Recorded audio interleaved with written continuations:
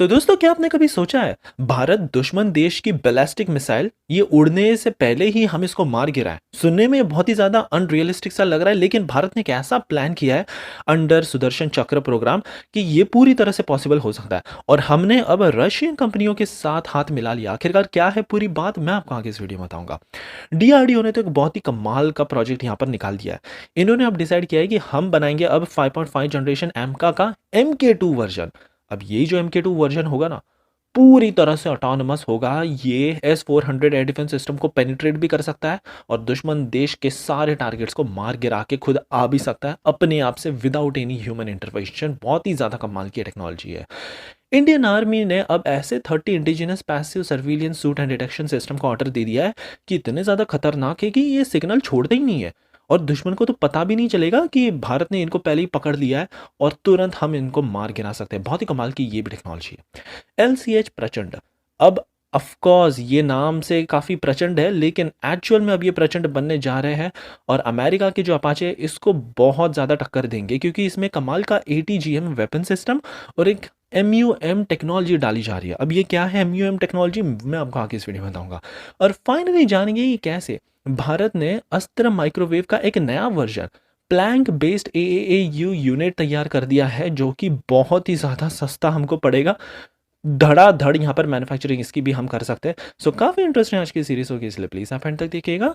Without any further delay सीधे बढ़ते हमारी पहली खबर की तरफ से, जो आ रही है भारत के सुदर्शन चक्र प्रोग्राम की तरफ से।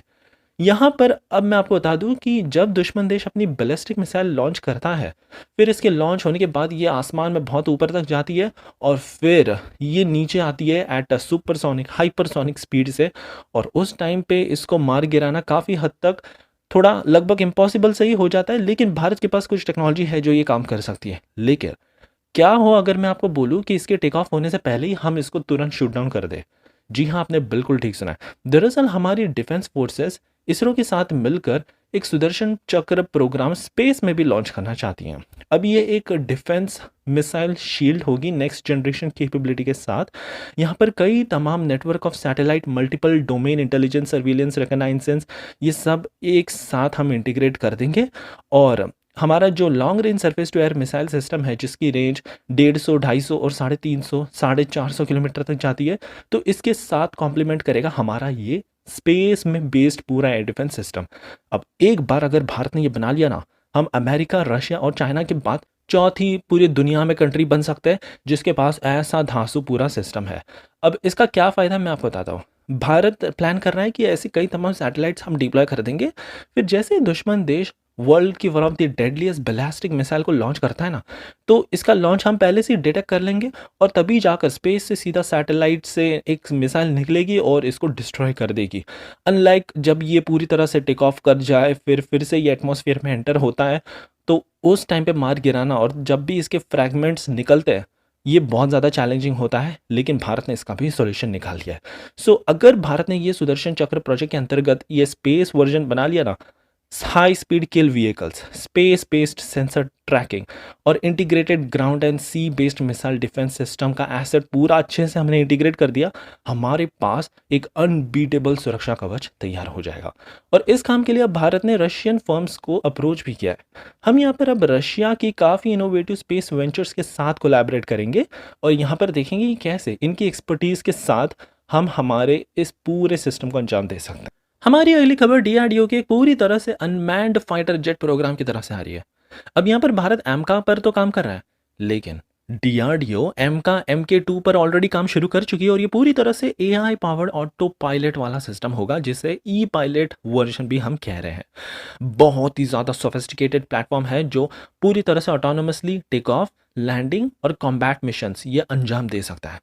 अब यहाँ पर मैं आपको बता दूं इसके फायदे। सबसे पहले तो जिस हिसाब से आपने देखा ही होगा, जो UCAVs है, ग्राउंड कंट्रोलर्स, फिर हमारे जो ग्राउंड बेस्ड मैन है वो इसको ऑपरेट करते हैं। फिर कैट्स वॉरियर, ये भी एक मैन्ड एयरक्राफ्ट रहना चाहिए और वो डायरेक्शन देता है कैट्स वॉरियर को कि तुम यहाँ जाओ, तुम वहाँ जाके मारो आसमान से। बट ये जो एम का MK2 होगा ना, पूरी तरह से डिफरेंट होगा, क्योंकि ये ऑटोनोमसली सारा कुछ रियल टाइम में डिटेक्ट करता है, फोरकास्ट कर लेगा कि कहाँ से मिसाइल कब आने वाली है, कैसे आने वाली है, और तुरंत एक्शन लेगा।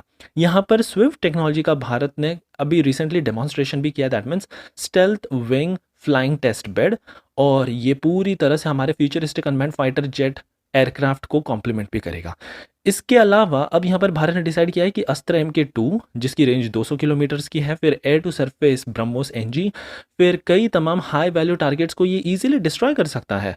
इनफैक्ट ग्राउंड बेस्ड इंस्टॉलेशन, फिर जो दुश्मन देश के पास करेंटली चाइना के पास S-400 जैसे सिस्टम भी है, इसको भी इजीली ये इन्वेड करने की कैपेबिलिटी रखेगा। बट ऑफ कोर्स ये पूरा AI टेक्नोलॉजी बनाना बहुत ज़्यादा चैलेंजिंग होगा, खास करके साइबर सिक्योरिटी थ्रेट्स को ध्यान रखते हुए।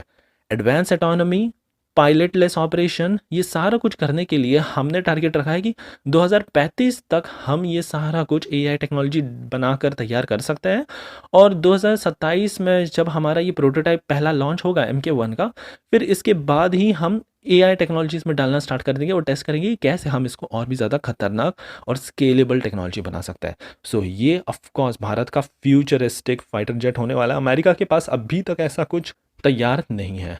हमारी अगली खबर आ रही है इंडियन आर्मी के एक काफ़ी कमाल के स्टेल्थी सिग्नललेस रडार सिस्टम की तरफ से।